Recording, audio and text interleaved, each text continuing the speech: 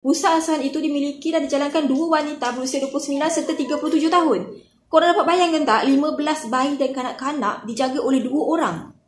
Kejap, ni saya nak brain kejap.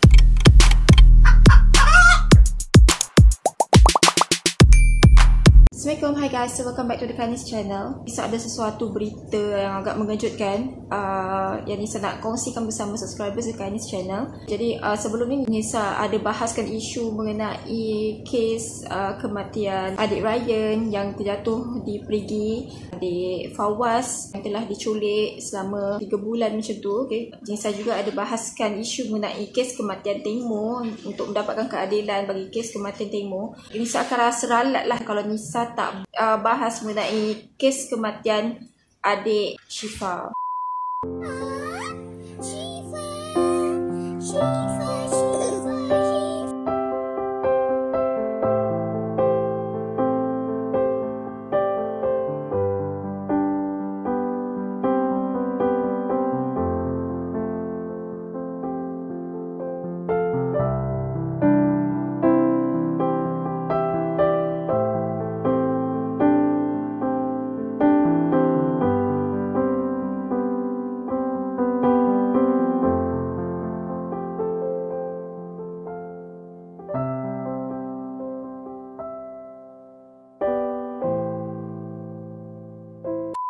Kes kematian adik Syifa ni ada terdapat macam pelik sikit lah. Okay? Jadi itulah kita nak tahulah sebenarnya apa yang terjadi dekat adik Syifa ni.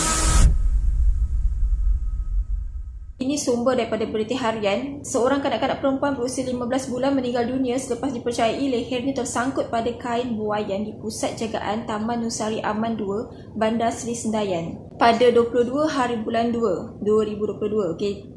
Cantik tarikh tu. Tarikh 22 bulan 2 tu, kalau ikutkan ramai orang ternama macam artis-artis ke apa bersalin, okay, yang memilih tarikh tu untuk bersalin. Okay. Jadi masa kita tengah duk kecoh-kecoh lah, duk happy bila dengar berita gembira tu, okay, agak mengejutkan lah. Okay, bila kedua ibu bapa dia dapat berita bahawa pada 22 hari bulan 2 tu anak dia telah disahkan meninggal dunia di rumah pengasuh yang mereka percaya bahawa pengasuh tu adalah salah satunya tempat yang selamat lah untuk anak dia tinggal. Okay. Kita sambung. Ketua Polis Daerah Seremban Anda Ma'ruf berkata dalam kejadian kira-kira jam 3 petang tu, kanak-kanak terbabit ditidurkan di dalam bilik oleh pengasuh. Dikatakan pada pukul 12.30 tengah hari, pengasuh tu berikan adik Syifa ni susu. Masa dia bagi susu tu, sambil tu dia tidur kalau sekali. Tapi nak dijadikan cerita, dia tidurkan adik Syifa tu dekat buai. Dan agak pelik di mana adik Syifa ni sebelum ni tak pernah tidur dekat buai. Okey, jadi kenapa pada hari kejadian tu tiba-tiba dia tidurkan adik Syifa dekat buai? Itulah yang salah satu perkara lah yang ibu bapa mangsa tak agak ralat, agak terkilan lah. Okey, jadi itulah pada 12.30 hari dia bagikan susu, lepas tu dia tidurkan anak tu dekat dalam buai. Okey. Lepas tu pengasuh tu pun keluar daripada bilik tu pada pukul 2 petang. Okey, jadi pukul 12.30 tengah hari tu dia bagi susu, dia tidurkan adik tu dekat buai, adik Syifa tu dekat buai. Lepas tu pukul 2 petang dia keluar daripada bilik tu untuk buat kerja-kerja dia yang lain lah. Okey, lepas tu pada pukul 3 petang, maksudnya sejam selepas dia keluar daripada bilik tu, sejam lepas tu dia masuk balik dekat bilik tu untuk tengoklah keadaan adik Syifa macam mana, masih tidur lagi ke tak lah, macam tu lah. Okay. Masa dia balik kat bilik tu, dia dapati adik Syifa tu dalam keadaan kepala tersangkut pada kain buaian. Setelah pengasuh tu masuk bilik dan didapati adik Syifa tu, kepala dia dah tersangkut dekat kain buai. Pengasuh ni pun dia terus ambil kanak-kanak tu dan dia buat bantuan kecemasan pernafasan ataupun CPR. Okey, dia cubalah untuk bagi CPR dekat adik Syifa tu. Tapi adik Syifa tu gagal bernafas. Okey, dan pengasuh pun terus bawa dia dekat klinik berhampiran iaitu Klinik Kesihatan Sendayan. Okey, dan kanak-kanak tu sempat dirawat doktor tapi disahkan meninggal dunia pada jam 4.30 petang. Hasil siasatan mendapati kanak-kanak itu dijumpai dalam keadaan tidak sedarkan diri dengan leher dan kepala yang terkeluar daripada buaian dan tergantung pada kain buaian manakala badannya berada di dalam buaian. Okey, jadi korang faham tak? Maksudnya badan adik Syifa ni dia dalam buaian dan kepala dia mungkin terjerut macam terbelit ke dekat terkeluar daripada kain buai tu. Okey, Nisa tak boleh brain, Nisa tak dapat bayangkan sebab anak Nisa tak tidur buai. Jadi Nisa tak bayangkan macam mana keadaan sebenarnya ketika adik Syifa ditemui. Tapi apa yang suspicious ni, kalau Nisa sebagai mak kepada adik Syifa ni, Nisa pun akan curious lah, macam kita akan rasa pelik. Kita tahu anak kita macam mana. Mayatnya dihantar ke Hospital Tunku Jaafar ataupun HTJ di Seremban untuk bedah siasat bagi siasatan lanjut. Jadi pada sebentar ya kawan-kawan.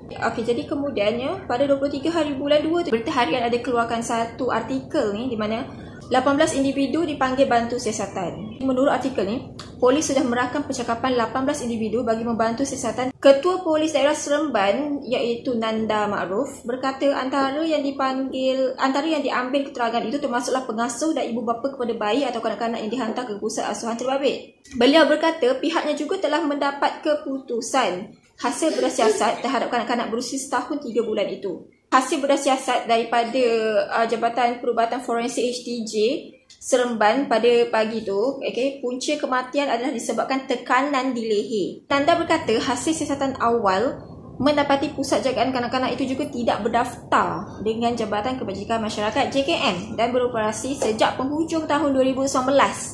Jadi dia tak berdaftar. Ni satu hal jugalah, pengajaran untuk kita sebagai ibu bapa jugalah. In case kalau korang nak hantar ke pengasuh ke atau taska ke, make sure korang selidik betul-betul tempat yang korang nak hantar anak korang tu. Jadi nampak ni dah terbukti yang dia tak berdaftar korang. Itulah kita jadikan benda ni sebagai pengajaran lah. Jadi kalau nak hantar tu korang selidik betul-betul. Jangan nak percaya 100% je. Memanglah macam orang yang menjaga tu akan bagikan 1001 ayat manis. Saya akan jaga anak awak ni tu semua, memanglah. Tapi kita kalau boleh janganlah percaya 100%. Jangan percaya seorang tu 100%. Even dalam keluarga kita pun kita tak boleh percaya 100%. Ini kan pula orang luar. Ketika kejadian, seramai 15 bayi dan kanak-kanak berusia 6 bulan. Ramainya. Kejap ni saya nak brain kejap. Ketika kejadian, seramai 15 bayi dan kanak-kanak berusia 6 bulan hingga 7 tahun termasuk mangsa yang meninggal dunia di pusat asuhan terbabit. Pusat asuhan itu dimiliki dan dijalankan 2 wanita berusia 29 serta 37 tahun. Korang dapat bayangkan tak, 15 bayi dan kanak-kanak dijaga oleh 2 orang. Kejap. Persoalan dia dekat sini, dia tak cerita pula ada pekerja lain ke sekali dekat pusat asuhan tu. Sebab kat sini dia tak mention pun. Betul lah 2 orang sahaja yang jaga 15 bayi termasuk kanak-kanak.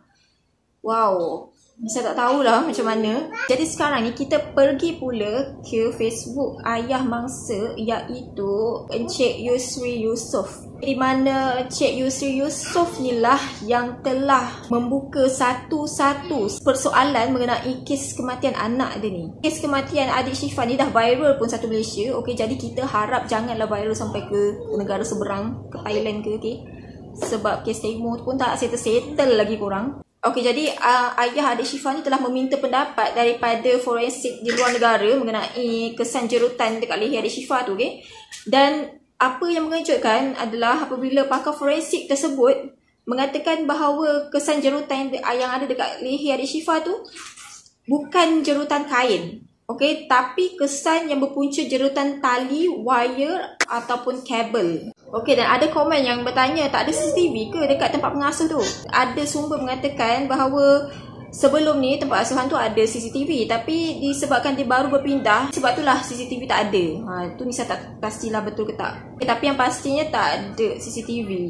Sewaktu kejadian, dekat tempat kejadian tu tak ada CCTV. Jadi Nisa tertarik dengan satu komen ni lah, di mana ada yang komen kata tak dapat bayangkan baby Syifa masa tu meronta-ronta minta tolong. Encik Yusri berkata, sekitar masa kejadian saya sakit teramat sangat di bahagian leher. Tak boleh buat apa kesakitan tu, rupanya anak saya minta tolong. Encik Yusri pula ada berkata, ada komen bahawa pada waktu itu wife saya sakit kepala teramat sangat di ofis sekitar jam 1 ke 2 petang. Mungkin hubungan ibu dan anak. Tak apalah, sebab yang Allah aturkan. Saya cuma nak pelaku menerima hukuman setimpal, itu saja. Hubungan antara ibu, ayah dan anak tu sangat-sangat kuat. Jadi nampak tak kat sini. Apa pun Nisa harap kes ni dapat disettlekan dengan cepat, dengan baik. Kita kalau boleh tak nak ada orang ketiga, keempat, kelima yang terlibat dalam kes ni. Sama-sama doakan semoga keluarga adik Syifa, terutamanya ayah, ibu, termasuklah kakak adik Syifa ni tabah kuat dengan ujian yang diberikan oleh Allah Subhanahu Wa Taala ni. Dan semoga kematian adik Syifa ni dapat keadilan. Kita sama-sama doakan. Jadi ni saya rasa tu je untuk video kali ni. Jadi pada mereka yang masih belum subscribe video The Kindness dan belum follow TikTok The Kindness, boleh subscribe dan follow, okay? Dan terima kasih sebab support YouTube The Kindness. Okay, jadi korang komen kat bawah banyak-banyak apa pula pendapat korang mengenai kes ni. So bye korang, assalamualaikum and stay safe.